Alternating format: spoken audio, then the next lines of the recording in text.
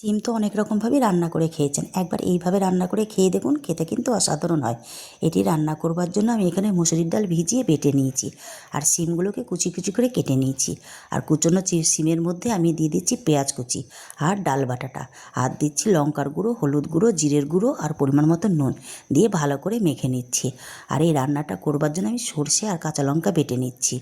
আর এখানে কড়াইতে তেল গরম করে কোপ্তাগুলোকে দিয়ে দিচ্ছি। কোপ্তাগুলো কম আগুনে ভাজতে হবে, তাহলে সিমগুলো সিদ্ধ হয়ে যাবে। কোপ্তাগুলো ভাজা হয়ে গেছে, এগুলোকে তুলে নিচ্ছি। কড়াইতে আর একটু তেল দিয়ে কালো জিরে ফোড়ন দিয়ে দিচ্ছি, আর বেটে রাখা সর্ষেটা দিয়ে দিচ্ছি। এর মধ্যে দিচ্ছি লঙ্কার গুঁড়ো আর হলুদ গুঁড়ো আর পরিমাণ মতো নুন দিয়ে সর্ষেটাকে সামান্য কষে নিয়ে জল দিয়ে দিতে হবে।